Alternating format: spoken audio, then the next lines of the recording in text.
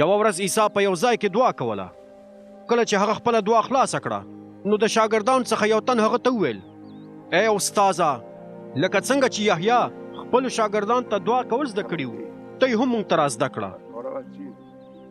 عیسی هغوی ته وویل کله چې تاسو دعا کوئ نو داسې وایئ ای آسماني پلاره ستا نوم دې پاک وي ستا پاچاهي دې راشي زموږ ورځنی رزق هر ورځ موږ ته راکړه زموږ ګناهونه وبخه ځکه چې موږ هم هغه خلک بخو چې زموږ سره بدي کوي او موږ په ازمایښت کې مه اچوه. بیا عیسی خپلو شاګردانو ته وویل فرض کړئ ستاسو څخه کوم یو ملګری ولري او په نیمه شپه کې د هغه ملګري کور ته ورشي او ورته ووایي ای ملګریا ما ته 3 ډوډۍ په پور راکړه زما یو ملګری چې په سفر کې و زما کور ته راغلی دی او زما سره څه نشته چې د هغه په مخ کې کېږدم چې ویې خوري او ستاسو ملګری د کور له دننه څخه تاسو ته ځواب درکړي ما من آرامه کوه دروازه اوس بنده ده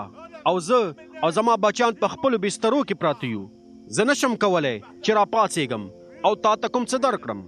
زه تاسو ته وایم که چیرې هغه د ملګرتیا په خاطر راپانه څیږي او ډوډۍ درنه کړي خو بیا هم په دې خاطر چې تاسو په سوال کولو نه شرمېږئ نو هغه به راپاڅېږي او هر څه ته چې اړتیا ولرئ تاسو ته به یې درکړي. همدارنګه تاسو ته وایم چې وغواړئ نو تاسو ته به درکړل شي ولټوئ نو پیدا به یې کړئ دروازه وټکوئ نو درته خلاصه به شي ځکه هر څوک چې څه وغواړي نو لاسته به یې راوړي او هر څوک چې څه ولټوي نو پیدا به یې کړي او هر څوک چې دروازه وټکوي نو ورته خلاصه به شي. آیا په تاسو کې داسې پلار شته چې زوی ورڅخه ماهي وغواړي او هغه د ماهي په ځای ورته مار ورکړي یا هغه ورڅخه هګۍ وغواړي او هغه ورته لړم ورکړي؟ نو تاسو چې دومره بد خلک یئ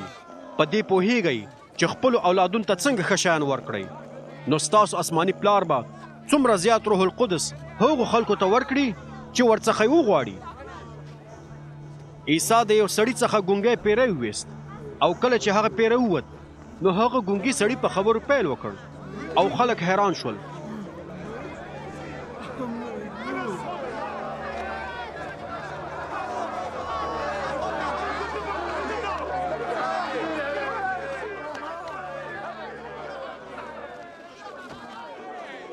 خو ځینو خلکو وویل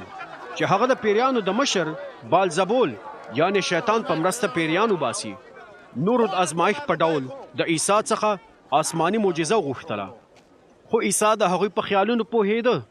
نو هغوی ته وویل هره پاچاهي چې په خپل منځ کې بې اتفاقي رامنځته شي هغه له منځه ځي. په هره کورنۍ کې چې بې اتفاقي رامنځته شي نو هغه کورنۍ ټوټې ټوټې کیږي او که چیرې شیطان د خپل ځان په خلاف شي نو د هغه پاچاهي به څنګه پاتې شي؟ خو بیا هم تاسو وایئ چې زه د بالزبول په مرسته پیریان وباسم. که چیرې زه د بالزبول په مرسته پیریان وباسم نو ستاسو خپل پیروان یې د چا په مرسته وباسي نو هغوی به ستاسو په حقله قضاوت وکړي. خو که چیرې زه د خدای په قدرت سره پیریان وباسم نو په دې پوه شئ چې د خدای پاچاهي تاسو ته راغلې ده. کله چې یو زورور سړی چې په وسله سمبال وي د خپل کور ساتنه کوي نو د هغه مال او جایداد به خوندي وي. خو کله چې د هغه څخه کوم زیات زورور سړی په هغه باندې حمله وکړي او هغه ته ماتې ورکړي نو د هغه څخه به هغه ټوله وسله چې ورباندې ډاډو واخلي او کوم شیان چې هغه غلا کړي دي هغه په خپلو کې سره وویشي. څوک چې زما سره نه دی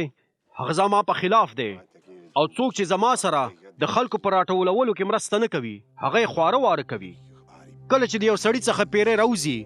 نو په دښتو کې سرګردانه ګرځي او د آرام کولو دپاره ځای لټوي. خو کله چې داسې ځای پیدا نه کړي نو د خپل ځان سره وایي زه به بیرته هغه کور ته لاړ شم چې ورڅخه راوتلی وم. نو کله چې بیرته راشي نو هغه کور جارو شوی او په ترتیب سره وویني بیا هغه لاړ شي او تر ځان بد نور 2 پیریان راولي او هغوی ټول راشي په هغه کس کې ورننوځي او هلته اوسیږي نو د هغه حال له مخکې څخه هم خراب شي. کله چې عیسی دا خبرې کولې د خلکو له منځ څخه یوې ښځې په لوړ اواز هغه ته وویل بختوره ده هغه ښځه چې ته ورڅخه پیدا شوی او تا ته یې شیدې درکړي دي. خو عیسی ځواب ورکړ هو هغه څوک بختور دی چې د خدای کلام اوري او عمل ورباندې کوي.